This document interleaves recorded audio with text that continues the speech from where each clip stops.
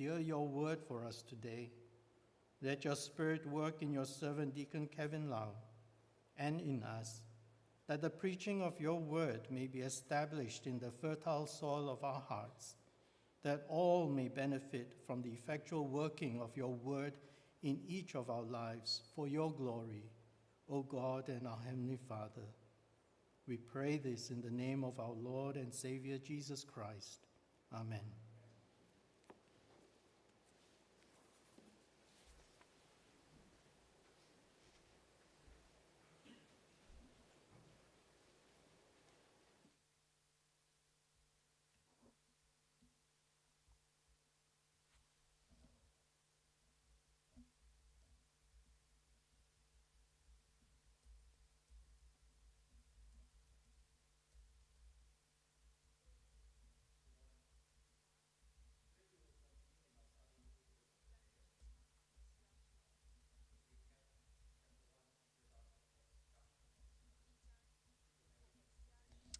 오늘 6월 14일 주일 설교는 케빈 집사님이 호세아서 3장 1절에서 5절 말씀을 가지고 호세아가 전하는 복음이라는 제목으로 설교를 전하시겠습니다.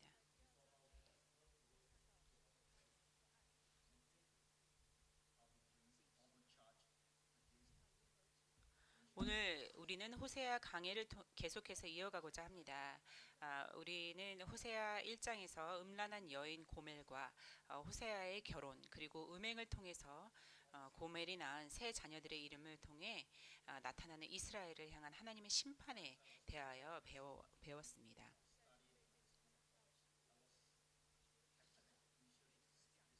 그리고 2장에서는 자기 백성을 향한 하나님의 사랑이 얼마나 확고하고 신실한지를 보았습니다. 우리는 이스라엘이 행한 영적 간음에 대해 하나님께서 얼마나 엄히 그들을 책망하시고 징계하시는지, 그리고 또한 그들을 어떻게 다시 자신에게로 돌이키시며 되찾으시는지와 그들의 완전한 회복을 이루시는 하나님의 백성을 향한 그분의 헌신을 보았습니다.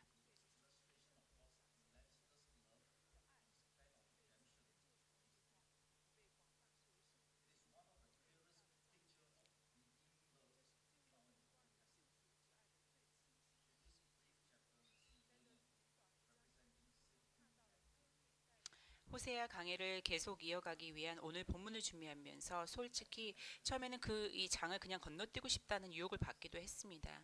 분량이 너무 짧은 데다가 이어지는 4장과 글이 잘 맞아떨어지지 않는 것처럼 보였기 때문입니다. 하지만 기도하여 이 말씀을 깊이 연구하는 중에 저는 이 3장이 호세아의 결혼이라는 생동적인 예시를 사용하여 선포된 설교의 완벽한 마무리를 짓는 아주 중요한 장이라는 사실을 깨닫게 되었습니다.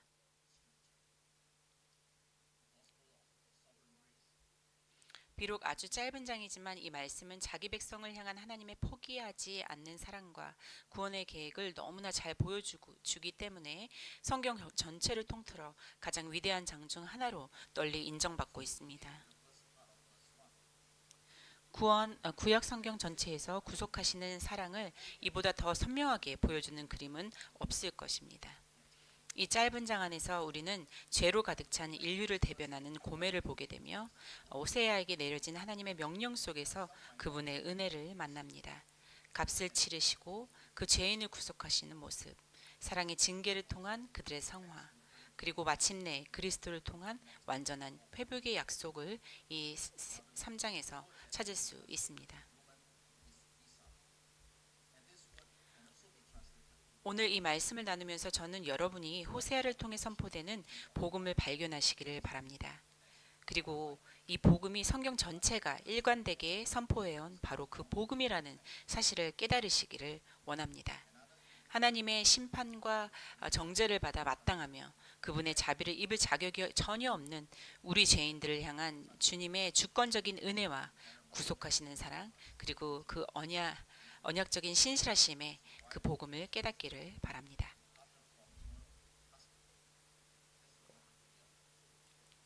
본문 1절의 전반부, 그 개역개정 성경으로는 1절의 후반부입니다.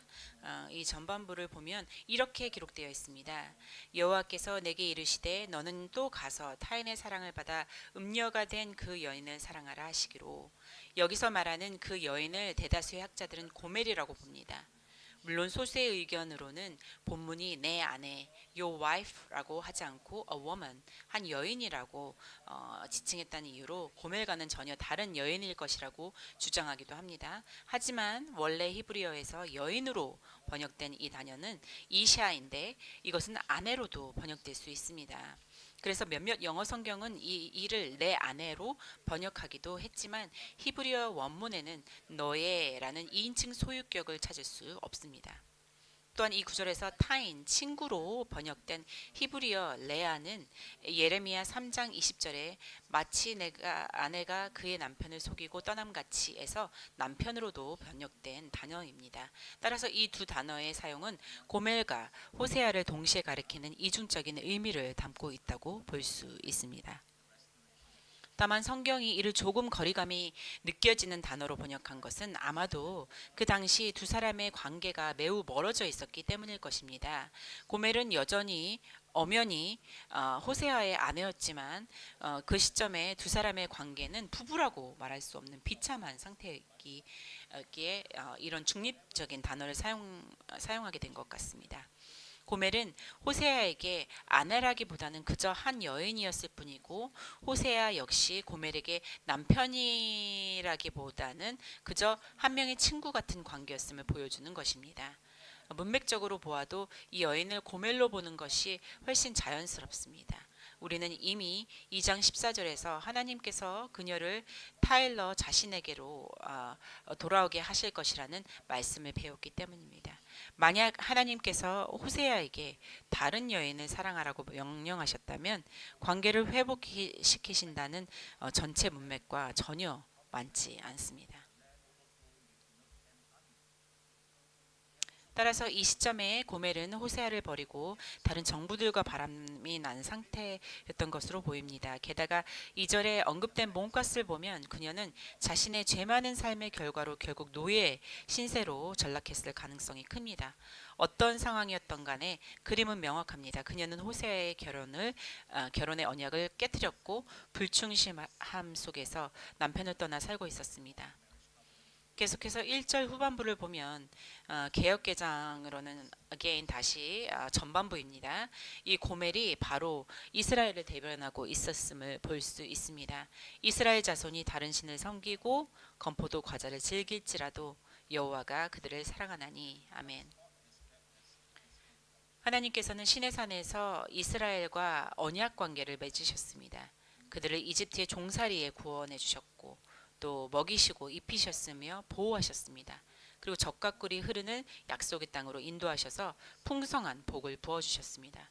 그러나 이스라엘은 하나님과의 언약에 신실하기는커녕 끊임없이 하나님께 등을 돌리고 이방신들을 쫓아다니며 음란하게 행하였습니다. 이것이 바로 영적 간음입니다.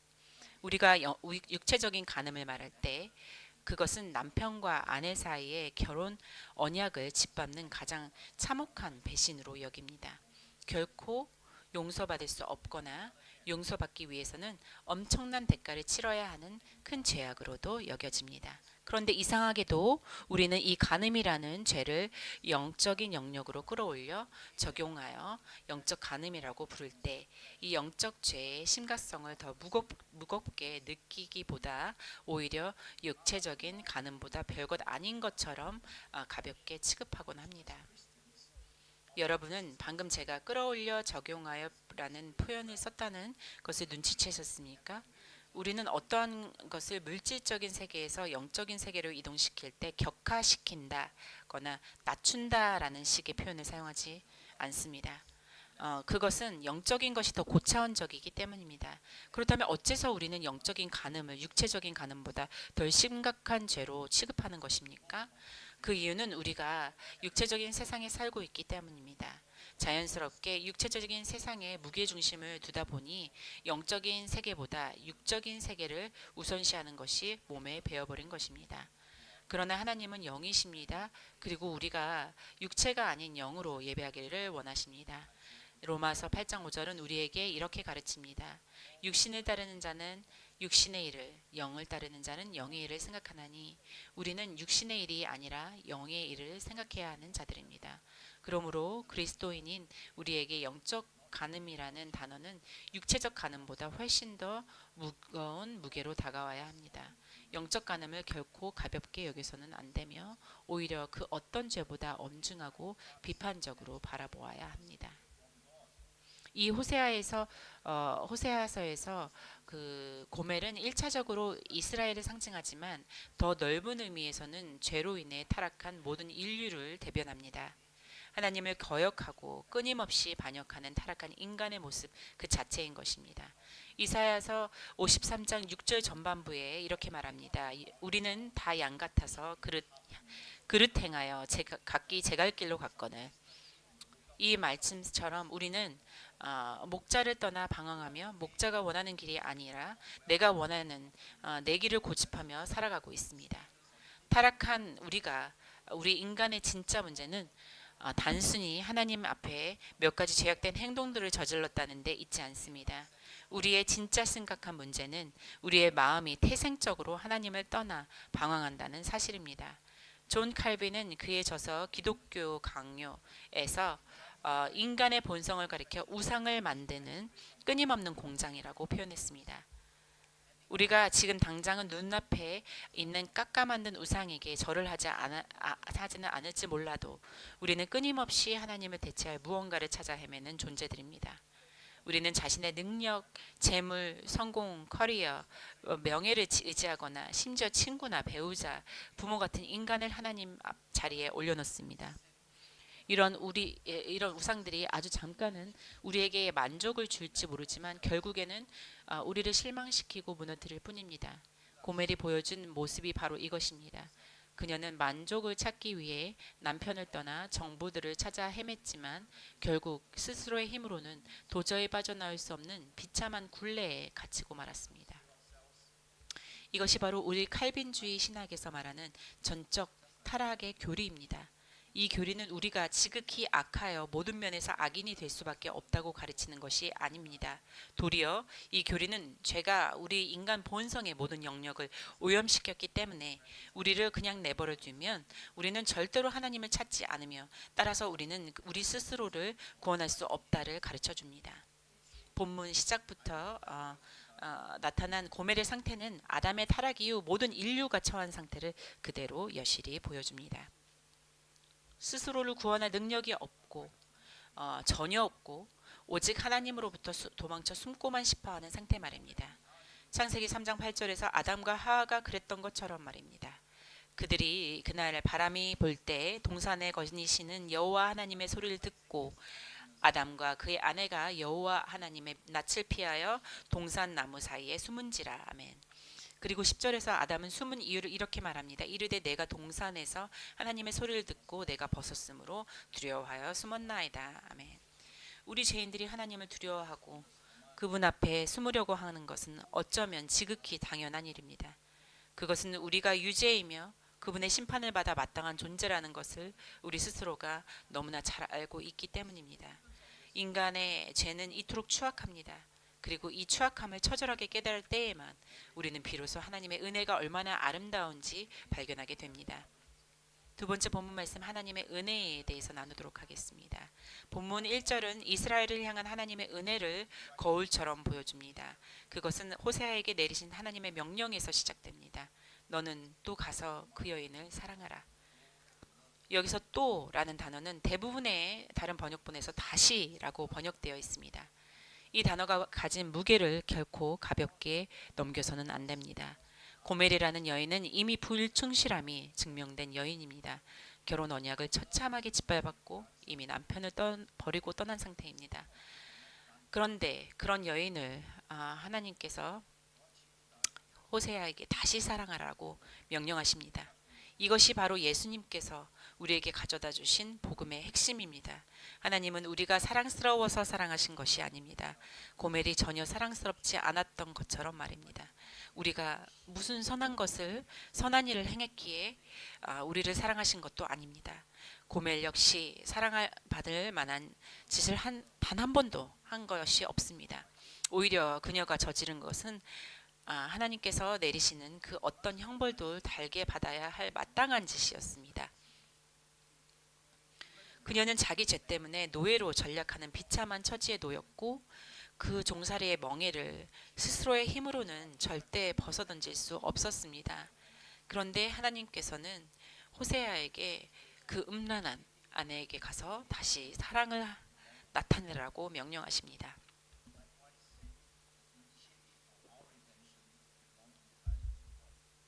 우리가 여기서 반드시 기억해야 할 점은 고멜이 먼저 화를 청한 것이 아니라는 사실입니다. 절망의 구렁텅이에 빠져 있으면서도 그녀는 호세아에게 돌아가겠다고 먼저 손을 내밀지 않았습니다. 호세아가 그녀를 데리러 가기 전에 먼저 회개한 적도 없습니다. 이 상황에서 화해를 위한 모든 주도권은 전적으로 호세아에게 있었습니다.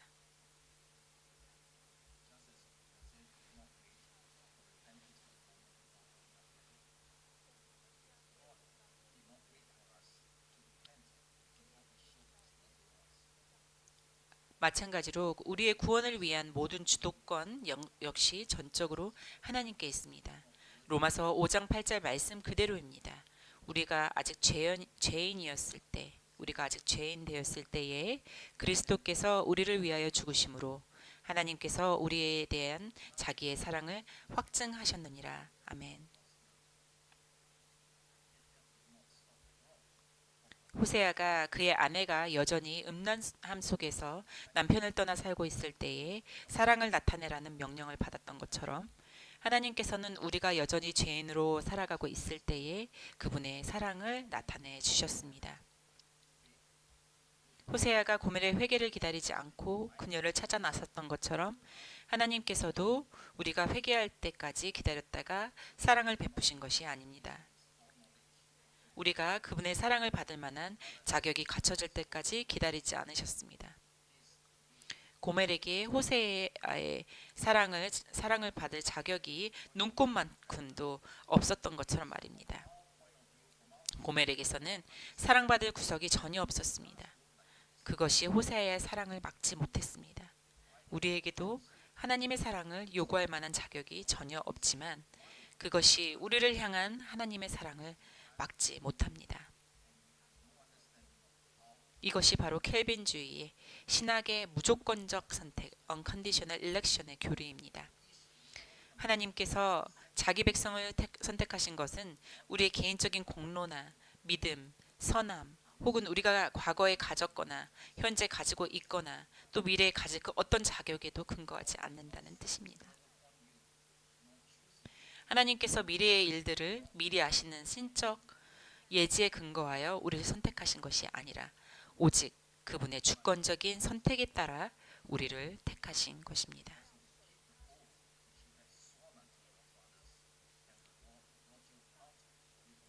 인간의 이성과 관점으로만 보면 이 선택은 마치 무작위처럼 보일 수도 있습니다.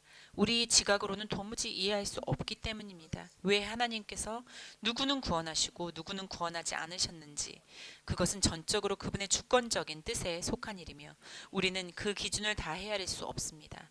따라서 무조건적인 선택이란 우리가 하나님의 백성으로 선택되는 데 있어서 우리 편에 요구된 조건이 아무것도 없음을 의미합니다.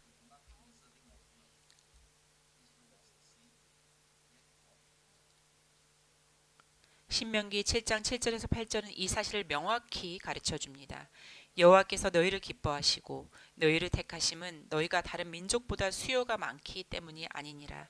너희는 오히려 모든 민족 중에 가장 적으니라. 여호와께서 다만 너희를 사랑하심으로 말미암아 또는 너희의 조상들에게 하신 맹세를 지키려 하심으로 말미암아 자기의 권능의 손으로 너희를 인도하여 내시되 너희를 그 종 되었던 집에서 애굽 왕 바로의 손에서 속량하셨나니. 아멘. 이 두 구절은 약속의 신실하신 하나님의 성품과 그분이 자기 백성을 택하시는 주권적인 선택을 보여줍니다. 하나님께서 이스라엘을 택하신 이유는 다른 것이 아닙니다. 그저 그분께서 이스라엘을 사랑하셨기 때문입니다. 왜 이스라엘을 사랑하셨을까요? 그 누구도 알 수 없습니다. 사랑받을 자격이 전혀 없던 고멜처럼 이스라엘 역시 자격이 없었지만 하나님은 그들을 사랑하셨습니다. 이것은 오늘날 모든 그리스도인들에게도 똑같이 적용됩니다. 하나님께서 왜 우리를 사랑하셨습니까? 여러분이 여러분의 죄를 깨닫고 그 죄가 얼마나 추악한지 직면하게 될 때 여러분은 자신이 하나님의 사랑을 받을 자격이 전혀 없는 자임을 고백할 수밖에 없었을 것입니다. 그런데도 하나님은 여러분을 사랑하십니다. 우리의 구원의 근거는 우리 자신 안에서는 그 눈을 씻고 찾아봐도 찾을 수 없습니다. 오직 하나님 안에서만 찾을 수 있습니다. 자기 백성을 향한 하나님의 사랑이 호세아가 고멜에게 보여준 사랑에 그대로 투영되었습니다. 주님의 백성들이 주님을 떠나 방황하고 다른 것들을 사랑하며 주님을 향한 언약적 헌신을 배신할 때조차도 그들을 향한 하나님의 사랑은 결코 실패하지 않았습니다. 주님은 약속을 주신 자들에게 끝까지 신실하십니다. 제약된 처지에 놓인 그들에게 먼저 손을 내밀어 자신과 다시 화목하게 만드시는 분이 바로 우리 하나님이십니다. 세 번째 본문 말씀, 성취된 구속에 대해서 나누도록 하겠습니다. 이어지는 2절은 고멜이 속량됨을 말하고 있습니다. 내가 은 15개와 보리 한 호멜 반으로 나를 위하여 그를 사고 호세아는 나가서 방황하는 아내를 찾아냈고 그녀를 돈을 주고 되찾았습니다. 한때 자기 아내였던 여인을 이제는 대가를 지불하고 다시 사와야 구속해야 했던 것입니다. 아내를 건져내기 위해서는 몸값, 대속물을 치러야 했습니다. 출애굽기 21장 32절을 보면 이런 법이 있습니다. 소가 만일 남종이나 여종을 받으면 소 임자가 은 30세겔을 그의 상전에게 줄 것이요 소는 돌로 쳐서 죽일지니라. 여기서 받으면이라는 것은 그냥 툭 치는 것이 아니라 소가 뿔로 들이받아 그 몸을 상하게 하는 것을 뜻합니다. 소가 남종이나 여종을 받아 죽게 했을 때 그 종의 주인에게 지불해야 하는 배상금이 바로 은 30세겔이었습니다. 성경에서 은을 말할 때 세겔과 개수를 세는 단위 개는 종종 같은 단어로 쓰입니다. 그렇다면 호세아가 은 15개를 지불했다는 것은 노예 한 명 몸값의 절반을 치른 것이고 나머지 절반의 값은 보리로 채워 지불한 것입니다. 이는 그녀의 처지가 종의 몸값으로 사고 팔릴 만큼 비참하게 바닥으로 떨어져 있었음을 보여줍니다. 이것 역시 죄의 종노릇을 하고 있는 타락한 인류의 비참한 단면을 보여줍니다. 예수님께서 요한복음 8장 30절에서 말씀하신 바와 같습니다. 예수께서 대답하시되 진실로 진실로 너희에게 이르노니 죄를 범하는 자마다 죄의 종이라. 아멘. 죄를 짓는 자는 누구나 죄의 종, 곧 죄의 노예입니다. 모든 인류는 죄의 노예로 묶여 있으며 오직 대속물이 지불되어야만 이 비참한 종살이에서 구원될 수 있습니다.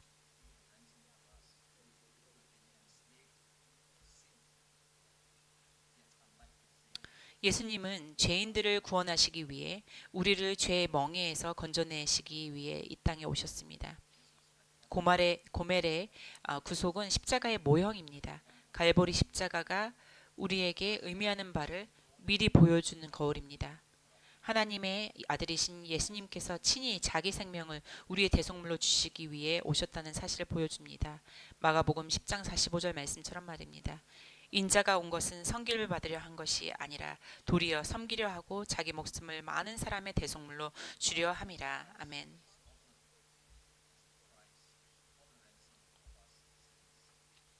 하나님의 아들께서 죄에 노예된 우리를 위해 대속물을 치르셨습니다. 그러나 예수님은 호세아처럼 은이나 보리로 값을 치르지 않으셨습니다.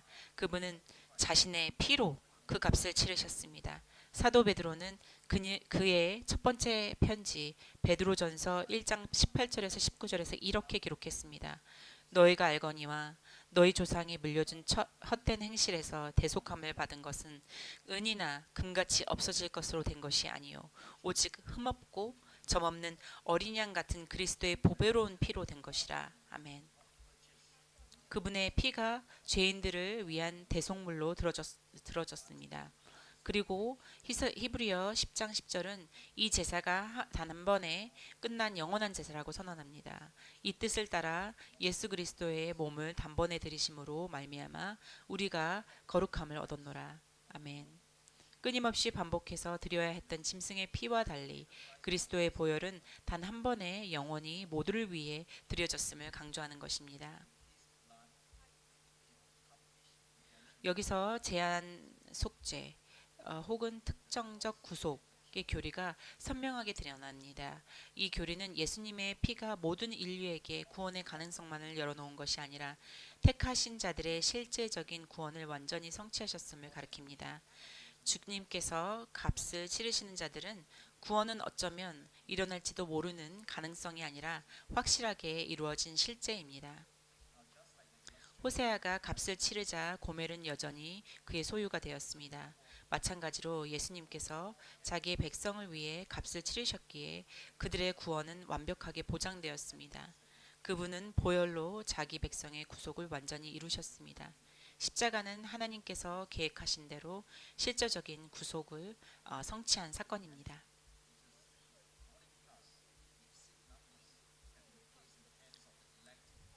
이것은 알마니안주의자들이 말하는 보편 속죄 (Universal Atonement) 교리와는 정반대로 배치됩니다. 정면으로 배치됩니다. 그들은 십자가가 모든 인류에게 구원의 가능성만을 열어주었을 뿐이며 인간이 믿음으로 그것을 수용할 때 비로소 효력이 발생한다고 가리킵니다. 그들이 구원을 설명할 때 자주 쓰는 비유가 있습니다. 예수님께서 이미 천국행 비행기 티켓을 모두 사서 결제해 두셨다는 비유입니다. 보편 속죄론에 따르면 그 티켓은 모든 사람의 손에 쥐어져 있고 인간은 오직 믿음이라는 행위를 통해 그 비행기에 탑승해야만 천국에 갈 수 있다고 말합니다. 반면에 제한 속죄, 특정적 구속은 좌석 번호가 명시된 탑승권이 오직 택함을 받은 자들의 손에 쥐어져 있다고 가르칩니다. 여러분은 이미 체크인을 마쳤고 비행기는 여러분을 남겨두고 절대 떠나지 않습니다. 이 교리를 가장 강력하게 지지하는 말씀이 바로 히브리서 9장 12절의 말씀입니다. 염소와 송아지의 피로 하지 아니하고 오직 자기의 피로 영원한 속죄를 이루사 단번에 성소에 들어가셨느니라. 아멘. 예수님은 자신의 피로 우리에게 영원한 속죄를 주셨습니다. 성경은 예수님이 피로써 우리의 구원의 가능성을 열어두셨다고 말하지 않습니다. 예수님께서 피 흘려 죽으심으로 속량된 모든 죄인은 주님께서 반드시 한 사람도 빠짐없이 안전하게 아버지의 집으로 인도하실 것입니다. 주님이 속량하신 자들 중 단 한 사람도 낙오되지 않을 것입니다. 주님의 비행기는 탑승권을 가진 자들을 두고 결코 먼저 출발하지 않으실 것입니다. 적용되는 성화에 대해서 마지막으로 나누겠습니다. 이제 3절로 넘어가 보도록 하겠습니다. 그에게 이르기를 너는 많은 날 동안 나와 함께 지내고 음행하지 말며 다른 남자를 따르지 말라. 나도 내게 그리하리라 하였노라. 아멘. 호세아는 고멜을 값을 치르고 속량한 뒤 집으로 데려왔습니다. 그러나 당장 그녀를 아내의 자리에 복귀시키지는 않았습니다. 집으로 데려온 그 순간에 곧바로 아내로서의 모든 권리를 완전히 회복시켜준 것은 아니었습니다. 만약 호세아가 그녀를 데려오자마자 마치 아무 일도 없었던 것처럼 아내로 극진히 대하고 사랑을 쏟아부었다면 그것은 고멜에게 전혀 유익하지 않았을 것입니다. 우리는 지나친 관용과 쉬운 용서가 잘못된 행위를 하며 바르지 않던 길을 가던 사람에게는 많은 경우 오히려 해가 된다는 것을 알고 있습니다. 죄악의 무서운 대가와 파장을 뼈저리게 느끼지 못한다면 그들은 다음에 또 잘못해도 어차피 구원해주겠지라는 안일한 생각에 빠지기 쉽게 됩니다. 만약 호세아가 고멜을 그 즉시 아무 조건 없이 전처럼 대했다면 부정한 행위에 대해 지나친 관대함 때문에 오히려 아내에게 더 큰 독이 되었을 것입니다. 그녀의 마음에는 이 어리석은 남자는 나를 너무 사랑하니까 내게 무슨 짓을 해도 결국 나를 구해주고 다시 데려올 거야 라는 생각이 자리 잡았을 것이고 이는 얼마 지나지 않아 그녀로 또 다시 음란한 옛 생활로 돌아가기 쉽게 만들었을 것입니다. 호세아는 고멜을 용서하면서 그녀에 대한 자신의 권위를 행사하여 관계 회복을 위한 조건을 그녀에게 제시했습니다. 그것은 그녀가 많은 날 동안 그와 함께 지내는 것이었습니다. 그리고 지내고 abide로 번역된 히브리어 문자 그대로 집에 앉아 있다라는 뜻입니다. 즉 고멜에게 일정 기간 동안 외출을 삼가고 집에만 머물도록 일종의 격리, 가금 조치를 내린 것입니다. 많은 날 동안이라는 표현은 호세아가 고멜의 도덕적 변화를 확신할 때까지, 즉 그녀가 음란한 삶을 완전히 청산했다고 인정할 수 있을 때까지 기간을 정해두었음을 의미합니다. 호세아는 그녀에게 음행하지 말며 다른 남자를 따르지 말라는 규칙을 주었습니다. 원래 히브리어 원문에는 다른이라는 단어가 없습니다. 그래서 이 구절은 직역하면 너는 남편을 두지 못할 것이다 로도 번역될 수 있습니다. 앞서 언급했듯이 히브리어 이샤가 여인과 아내를 동시에 뜻하는 이시라는 단어 역시 남자와 남편을 동시에 뜻합니다. 즉 고멜은 호세아의 아내로서 집에 머물러야 했지만 부부로서의 권리는 잠시 유보된 상태입니다. 그렇기 때문에 호세아는 9절 마지막 부분에서 자신에게도 똑같은 제약을 걸어 선언합니다. 나도 내게 그리하리라.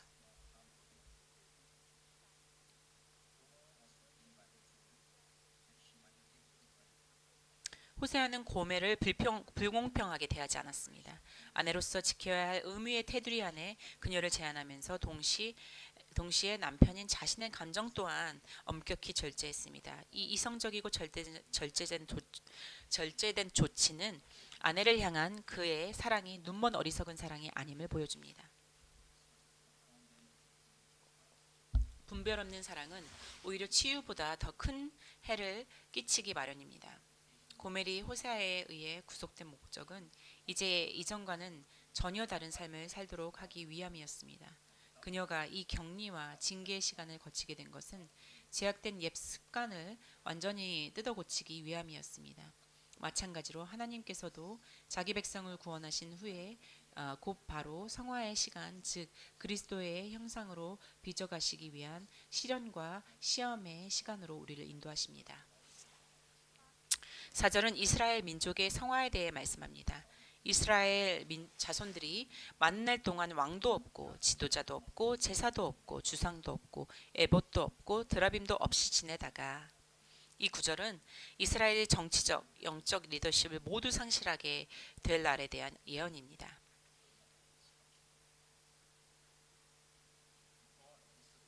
이 예언은 아수르가 북이스라엘 왕국을 멸망시키고 백성들을 흩어버렸을 때, 그리고 바벨론이 남유다 왕국을 처참히 무너뜨렸을 때 문자 그대로 성취되었습니다.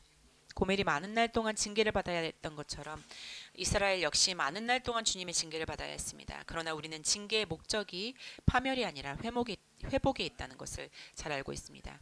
자기 백성을 향한 하나님의 징계는 결코 화풀이나 처벌이 아닙니다. 하나님은 그들을 사랑하시기 때문입니다.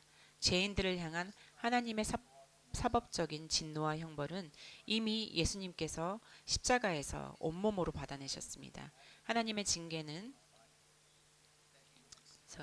따라서 하나님은 자기 백성들에게 동일한 죄목으로 다시 형벌을 내리시지 않으십니다. 하나님의 징계는 전적으로 바로잡기 위한 교정이며 자기 백성 안에 거룩함을 창조해내기 위해 설계된 사랑의 매입니다.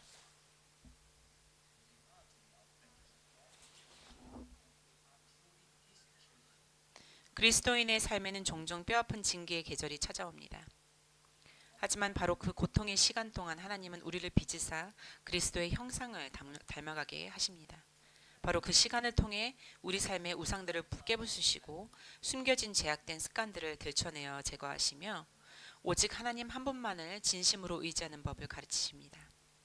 그러므로 우리 삶에 찾아오시는 이 아픈 성화의 기간들은 우리를 향한 하나님의 사랑의 증거이며 우리가 달아야 할 영광의 훈장입니다. 우리 하나님은 우리를 죄의 노예 상태에서 건져내셨을 뿐만 아니라 옛 습관에 머물러 살도록 내버려 두지 않으시고 죄의 종로를 타던 성향으로부터 완전히 자유로워지도록 우리를 성화시켜 가시는 분입니다. 이 짧은 장은 5절에서 찬란한 소망으로 막을 내립니다. 그 위에 이스라엘 자손이 돌아와서 그들의 하나님 여호와, 그들의 왕 다윗을 찾고 마지막 날에는 여호와를 경외함으로 여호와와 그의 은총으로 나아가리라. 아멘. 호세아 1장과 2장의 결론이 그러했듯 3장 역시 눈부신 회복의 약속으로 끝을 맺습니다. 하나님은 이스라엘이 반드시 돌아올 것이라고 약속하십니다. 그들이 자신의 하나님 여호와를 찾을 것이며 그들의 왕 다윗을 구하고 여호와와 그분의 은총을 경외하게 될 것이라 선언하셨습니다.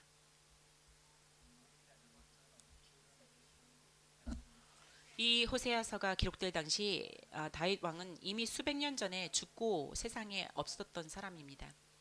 따라서 여기서 말하는 그들의 왕 다윗은 장차 오실 메시아 곧 다윗의 자손을 가르치는 것이 분명합니다. 우리는 페르시아의 고레스 왕이 예루살렘 성전을 재건하기 위해 스룹바벨과 대제사장 여호수아를 보냈을 때 이스라엘 자손의 귀환이 시작되었다는 것을 알고 있습니다. 이스라엘 자손의 귀환이 스룹바벨부터 에스라 그리고 마지막으로 느헤미야까지 100년에 걸쳐 세 차례로 나뉘어 일어났다는 점을 볼 때 이스라엘의 귀환할 것이라는 이 예언은 예루살렘의 성벽과 성문을 재건하기 위해 돌아온 느헤미야 시대에 온전히 성취되어 있음을 알 수 있습니다. 그러나 이 예언의 궁극적 성취는 오직 예수 그리스도 안에서만 이루어집니다. 그분이 바로 약속된 왕이시며 다윗의 자손이시고 온 땅에 흩어진 잃어버린 양들을 모아 자신의 교회로 삼으시는 주님이시기 때문입니다. 이 3장은 이 여호와를 경외함으로 여호와와 그분의 은총, 선하심으로 나아가리라라고 끝이 납니다. 이 부분을 KJV 성경으로 보면 여호와와 그분의 선하심을 경외하리라, Fear the Lord and His goodness 라는 독특한 표현입니다. 왜 하나님의 백성들이 주님의 선하심을 두려워해야 했을까요? 보통 우리가 두려움이라는 단어를 들으면 공포나 테러, 무서움을 떠올리기 쉽습니다. 하지만 소망을 노래하는 이 문맥 속에서 공포나 두려움이 무서움이라는 단어는 전혀 어울리지 않습니다.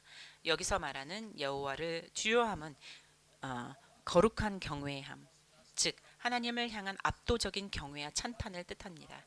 두려워서 하나님으로부터 도망치는 공포가 아니라 오히려 도울 분은 오직 주님밖에 없음을 알고 주님 품으로 도망쳐 안기는 경외입니다. 자신의 죄악이 얼마나 추악한지를 뼈저리게 깨달은 자들은 그 추악함에도 불구하고 우리를 변함없이 사랑해 주시는 하나님의 선하심 앞에 서면 온몸이 얼어붙는 듯한 경이로움을 느끼게 됩니다.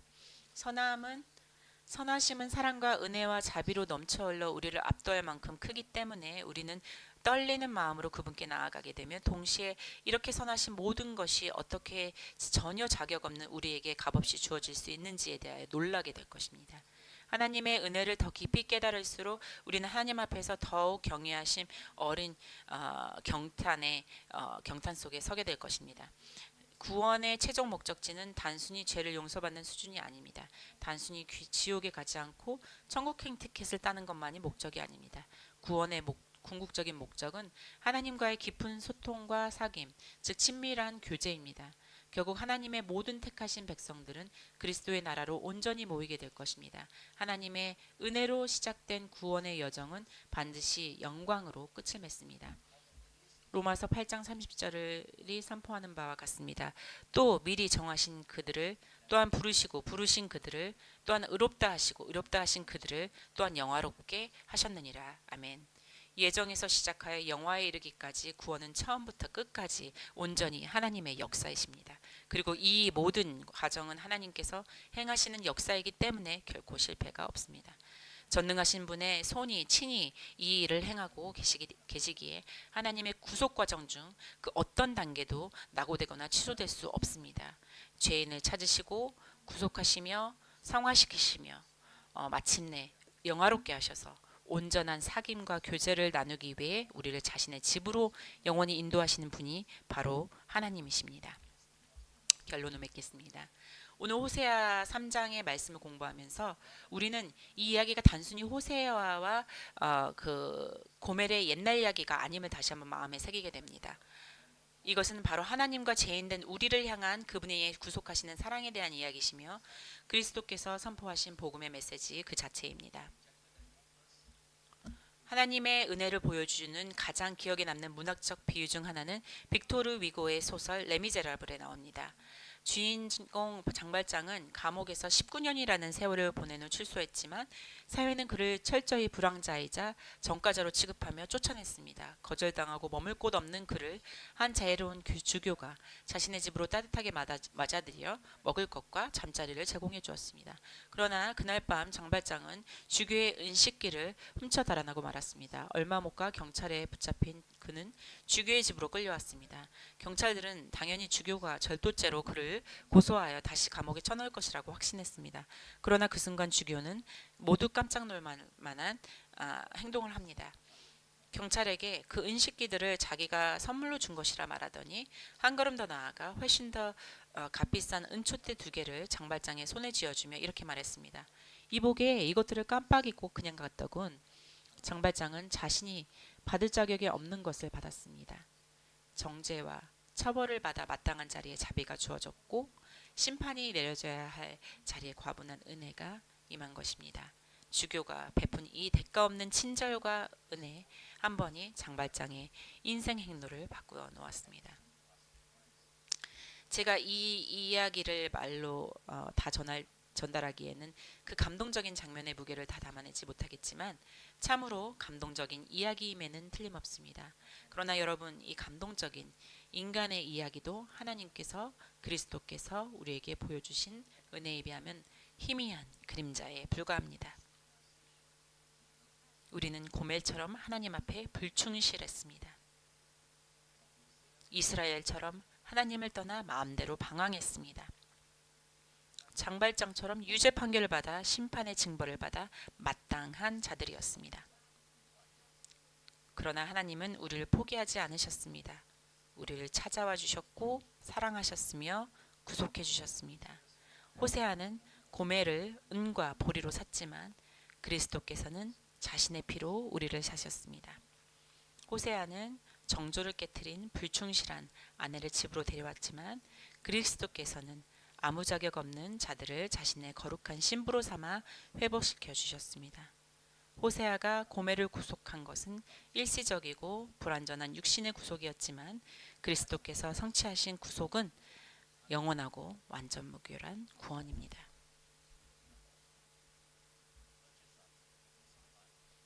성도 여러분, 호세아 3장은 호세아와 고멜의 로맨스 소설이 아닙니다. 이것은 그리스도와 우리의 이야기입니다. 우리가 바로 그 음란하고 불충실한 신부 고멜입니다. 그러나 그리스도께서 우리가 전혀 사랑스럽지 않을 때 우리를 사랑해 주셨습니다. 우리가 길을 잃고 헤맬 때 찾아오셨고 죄의 종살이에서 우리를 해방시키기 위해 자신의 고귀한 피로 우리를 사주셨습니다. 우리가 그분의 소유이기에 때로 우리를 징계하시며 마침내 영광스러운 그날에 우리를 점도 없고 흠도 없는 완전한 모습으로 아버지 앞에 세워주실 것입니다. 만약 이 자리에 아직 예수 그리스도를 개인의 구주로 믿지 않으시는 분이 계시다면 이 위대한 구속자의 사랑 앞에 경외함으로 엎드리십시오. 그리고 통회하는 마음으로 주님께 나아오십시오.